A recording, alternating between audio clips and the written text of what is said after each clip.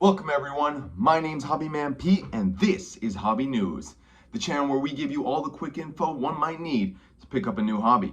Today's top story, archery.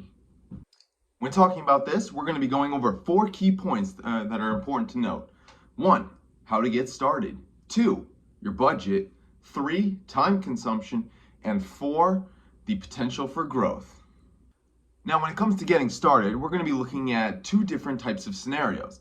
The first scenario is going to be if you live in a house with your own personal backyard space and you just have a lot of room to practice some archery, in your own home. And then there's scenario 2 where we're going to be looking at where you don't have the luxury of having your own personal space and backyard space, and you're going to want to be looking into going to some ranges to get some rental gear. Now, the first one, again, when it comes to getting started, the only things that you're going to really be looking into is getting your own cheap bow and set of arrows, as well as a target. Unless you already have like a natural target you want to practice it against, like some sort of tree, but I would recommend getting some sort of, foam target that you can just shoot arrows right into. And we're going to be talking about what the cost of a cheap bow, a set of bow and arrows would look like when we get to our budget section. Now, the second scenario, as I mentioned, is where you're going to want to do some research and try and find some archery ranges that are in your neighborhood, either close by or maybe just a bit of a drive away, and really look into them and see if they offer some sort of rental packages. A lot of places do because they want people to get started and interested in them. And what the cost of those rental packages can vary, but we're going to get to that in our next section, which is going to be the budget. Now, when I'm talking about the budget, which is going to be our next topic here, we're going to look at the 2 scenarios again. Now, for the first scenario, which is where you have your own personal space, we're going to be looking at getting a set of a bow and some cheap arrows, as well as a target. Now, if you look online, either through online stores or some sporting goods stores, you can find a pretty cheap but usable bow and arrows for about $60 to $70 on average. That will get you a bow that will not break when you pull the string back and is, pretty durable for what some backyard practice would need. And then again, you can get a set of like 5-6 arrows that, so long as you're not losing, you can just keep reusing until, some of the tail ends break, and then you may need to get another cheap set. But, we'll talk about that in the potential for growth area. And if you're looking to get that target, well, there's, again, through online or the cheap sporting goods stores, you can get a big, kind of 4x4 target, or even a 2x2 target if you want to get something, practice more precision, for about $30. Some heavy foam block that will catch your arrows, and you won't have to really worry about losing them if it hits the target. So total, we're going to be looking at about $100 if you're looking to do some backyard practice, which, if you're going to be doing this on kind of a day-to-day basis, which you can do, it's going to be pretty decent starting price for something that you can do at any time of the day. Now we're going to be looking into the second scenario, which is where you're going to be looking into archery ranges and some rental packages. Now, this can all vary depending on where you live, but an average found where I live is running around it's going to run you around $25 to $45 for a rental package. So that's going to include the bow and arrows, and depending on the range, it could be a set time limit of about an hour for a private lane where you can, shoot targets, or it could be more than an hour, but you'll have to take turns, in a line with some people, shooting arrows. And again, it depends on the range and their rules. And I would always recommend that you call the place ahead of time, check what their rental policies are like, and whether or not they agree with you and your budget. Lastly, the one thing we want to talk about, though, when it comes to the budget for a second scenario is transportation costs, because depending on how old you are and whether or not you have your own vehicle, getting to these ranges can be pricier. If you're living in a city and you're relying on public transit, then it could be pretty easy and cheap. But if you're somewhere in the more suburban or rural areas and you see a range, but it's 30 miles away, you're going to need to take that drive. And if you don't have your own car, well, then it can get a little difficult. So always remember to keep that in mind. If you're going to be asking, for parents or friends for rides, be sure to, maybe at least invite them along, maybe see if they want to do it. Or maybe you want to take into consideration, giving them some compensation because it could be a bit of a drive depending on where you live. But overall, I would say you're looking at, again, at maximum about $50 for, a one-time excursion. Now, depending on how often you want to go, then that can depend, increase your budget. But that, again, is solely up to you. And we're going to talk about that in the next step, which is time consumption.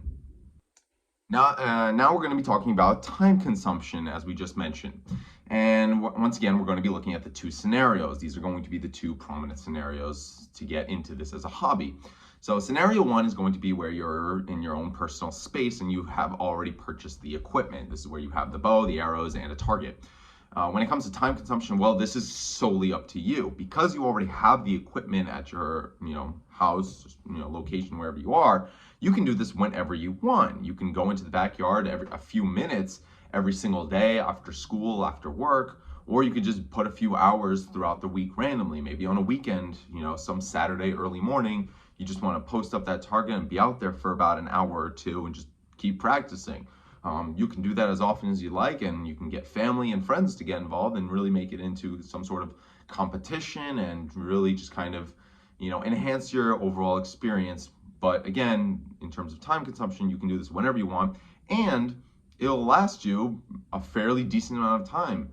If this is a hobby that you really start getting into, you can really do this for a long time, but we'll cover that bit when we get to the potential for growth.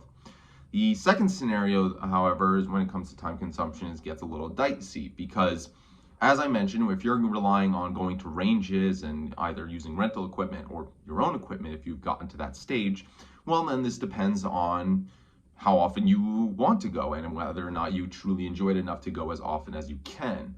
So, my recommendation is if you want to start getting into it, I would say go at least twice a month. That way you can at least really expose yourself truly, and then you'll be able to find out quicker if this is the right hobby for you or not. If you spread it out too far, then you may begin to lose interest, or you may realize that it's just not worth putting your budget into this. But I would say if the range is going to cost you about $45 for the rental, we're going to go on the more higher end. I would say if you have the budget, go twice a month, 2 weekends or 2 Friday nights or whatever.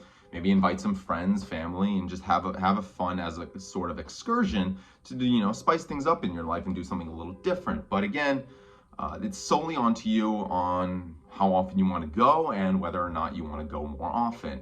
If you decide you want to go more often, then the more the better.